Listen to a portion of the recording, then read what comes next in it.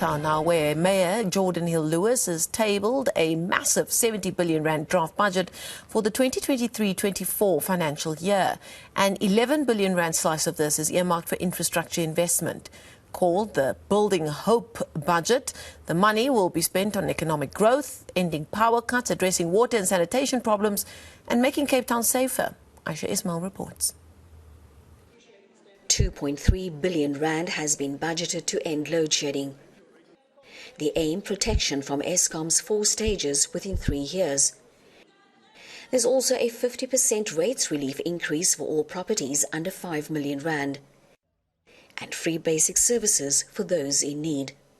It's absolutely directly and unashamedly a pro-poor budget in that it is the biggest infrastructure investment that the city has made in a decade or more. It even surpasses the 2010 World Cup infrastructure investment with all of its mega projects.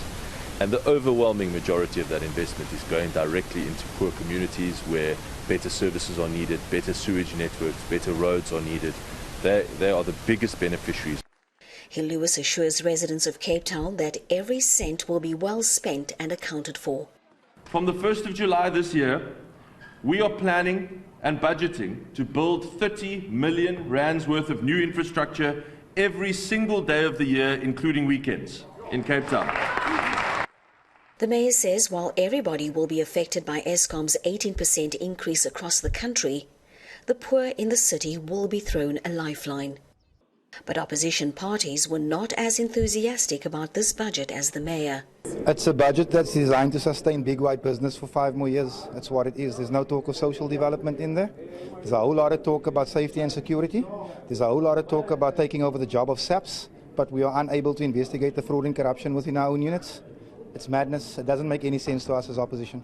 The budget itself is a good budget, but we must drive it to where it's needed most, because 11 billion of that 70 billion is capital expenditure.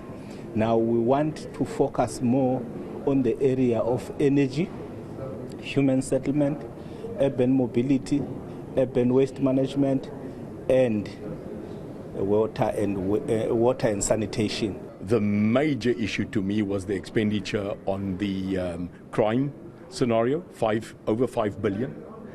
And what we need is we need to showcase that the city can not just work on a one-party line, but a united front for a better city for every single citizen in Cape Town. The budget is now open for public participation until the 5th of May. Ayesha Ismail, Cape Town.